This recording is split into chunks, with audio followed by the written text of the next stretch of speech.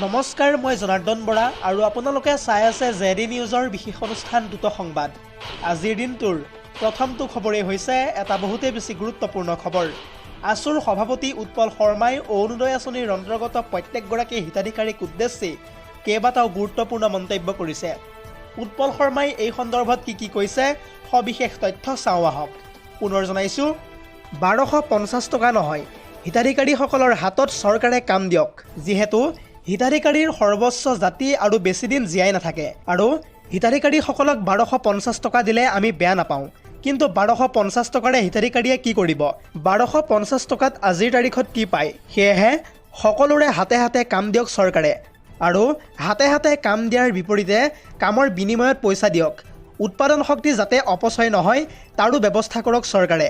ইয়াৰ উপৰিও আহোম সাম্ৰাজ্যৰ পৰা আমি কেৱল হেংদাঙৰ কথাহে ক'বলৈ শিকিছোঁ, কিন্তু আহোম সাম্ৰাজ্যৰ পৰা আমাৰ শিকিবলগীয়া বহুত আছে। আহোম স্বৰ্গদেউসকল বিনা পৰিশ্ৰমিকৰ পৰিপন্থী আছিল। কেৱল ইমানেই নহয়, সম্পদৰ জৰিয়তে অৰ্থনীতিৰ উত্তৰণত বিশ্বাসী আছিল আহোম স্বৰ্গদেউসকল। চৰকাৰলৈ এনেদৰে এতিয়া মুকলিকৈ বিনম্ৰভাৱে আহ্বান জনাইছে আছুৰ সভাপতি উৎপল শৰ্মাই। পৰৱৰ্তী খবৰটো হৈছে আন এটা বহুতেই বেছি গুৰুত্বপূৰ্ণ খবৰ, কিয়নো এইবাৰৰ বহাগ যেন একেবাৰে উকা। লতাশিলত পুৱতি নিশা গৰিমা শইকীয়া গাৰ্গ উপস্থিত হৈ চকুলো টুকি কেইবাটাও গুৰুত্বপূৰ্ণ মন্তব্য কৰিছে হাজাৰ হাজাৰ দৰ্শকৰ সন্মুখত। গৰিমা শইকীয়া গাৰ্গে এই সন্দৰ্ভত কি কৈছে সবিশেষ তথ্য চাওঁ আহক। পুনৰ জনাইছোঁ, এইবাৰ লতাশিলত উপস্থিত হৈ গৰিমা শইকীয়া গাৰ্গে টুকিলে চকুলো। লতাশিলত জুবিন গাৰ্গক সৰি কেইবাটাও মন্তব্য কৰিছে গৰিমা শইকীয়া গাৰ্গে। জুবিন গাৰ্গ এতিয়াও জীয়াই আছে সকলোৰে মাজত। জুবিন গাৰ্গ অমৰ, জুবিন গাৰ্গ সমগ্ৰ অসমবাসীৰ। জুবিন গাৰ্গৰ সপোনবোৰ আমি বাস্তৱ কৰিব লাগিব। জুবিন গাৰ্গে কেৱল অকলেই 100 জনৰ কাম কৰিছিল। জুবিন গাৰ্গে মুঠতে ন্যায় পাবই লাগিব। জুবিন গাৰ্গক ৰাইজে ন্যায় দিব, নহ'লে ভগৱানে ন্যায় দিব জুবিন গাৰ্গক। জুবিন গাৰ্গ অসমবাসীৰ হয়, অসমবাসীৰ অন্তৰাত্মাত আছে জুবিন গাৰ্গ। জুবিন গাৰ্গে ভালপোৱা সকলোবোৰ কাম আমি কৰি যাব লাগিব। লতাশিলত গৰিমা শইকীয়া গাৰ্গে চকুলো টুকি এনেদৰে পুৱতি নিশা ডাঙৰ মন্তব্য কৰা দেখিবলৈ পোৱা গৈছে। পৰৱৰ্তী খবৰটো হৈছে আন এটা বহুতেই বেছি গুৰুত্বপূৰ্ণ খবৰ, কিয়নো এইবাৰ গৃহমন্ত্ৰী অমিত শ্বাহে পশ্চিমবংগত নিৰ্বাচনী প্ৰচাৰ চলাই অবৈধ বাংলাদেশীৰ সন্দৰ্ভত কেইবাটাও গুৰুত্বপূৰ্ণ মন্তব্য কৰিছে। অমিত শ্বাহে এই সন্দৰ্ভত কি কৈছে সবিশেষ তথ্য চাওঁ আহক।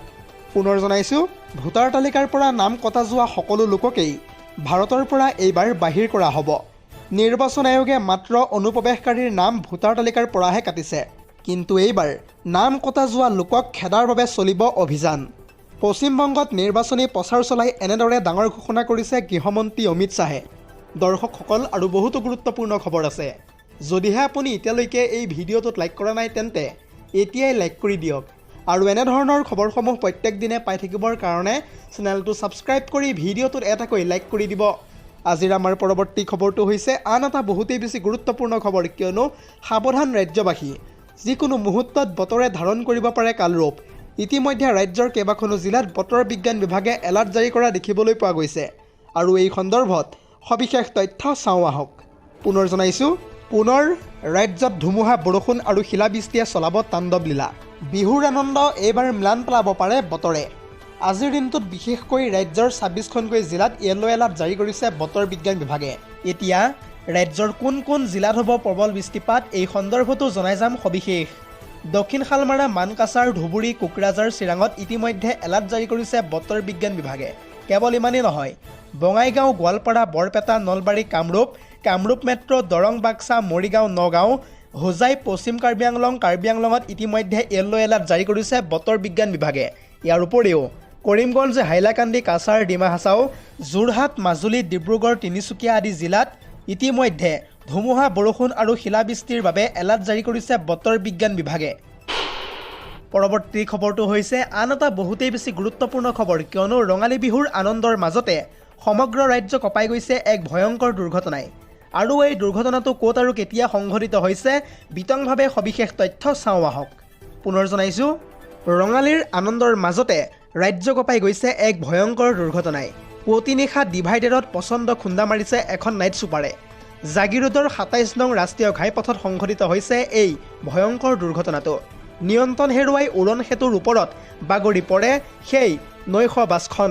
জানিব পৰা মতে উজনিৰ পৰা গুৱাহাটী অভিমুখী আছিল সেই নৈশ বাছখন আৰু সেই নৈশ বাছখনত আছিল কেইবাগৰাকীও যাত্ৰী আৰু সেই দুৰ্ঘটনাটোত গুৰুতৰভাৱে আঘাতপ্ৰাপ্ত হৈছে আটাইকেইগৰাকী যাত্ৰী।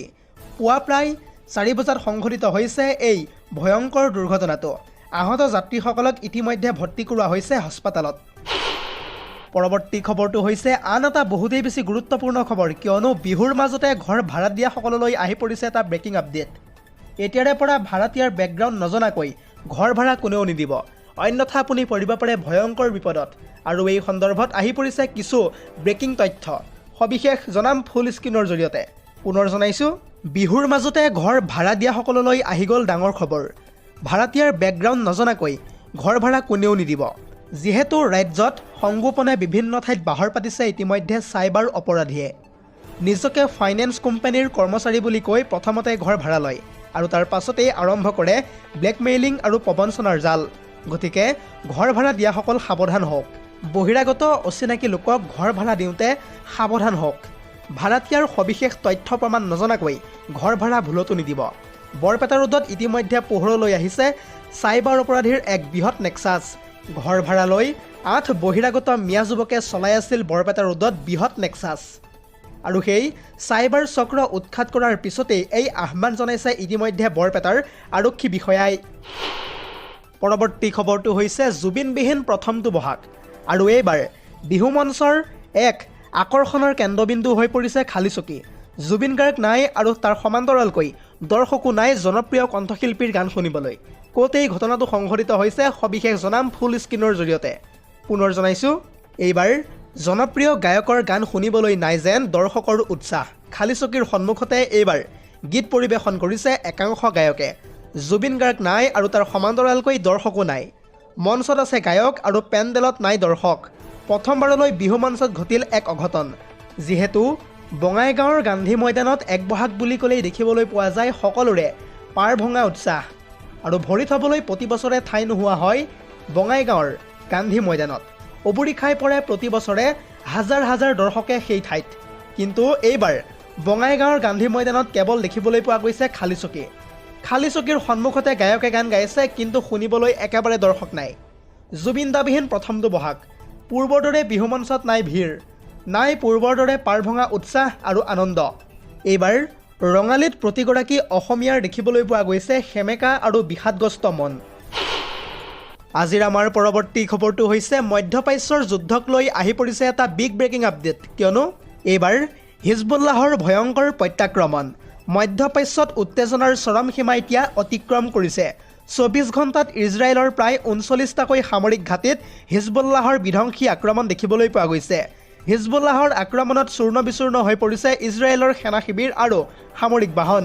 ইজৰাইলী সেনাৰ বৰ্বৰ আক্ৰমণত প্ৰাণ হেৰুৱাইছে ইতিমধ্যে 250তকৈও অধিক নিৰীহ লোকে।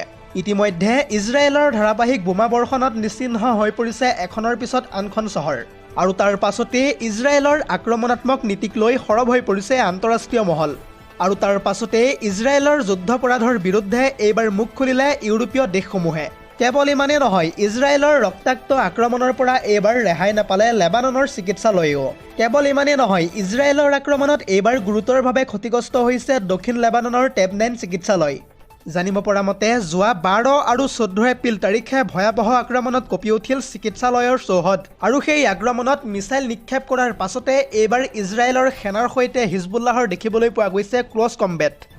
লেবাননৰ জনতাৰ প্ৰতিটো টোপাল তেজৰ হিচাপ ল'ব এবাৰ হেনো হিজবুল্লাই। ইতিমধ্যে আমেৰিকা আৰু ইজৰাইলে গ্ৰহণ কৰা পদক্ষেপে সমগ্ৰ বিশ্বতে কঢ়িয়াই আনিব পাৰে ভয়ংকৰ বিপদ।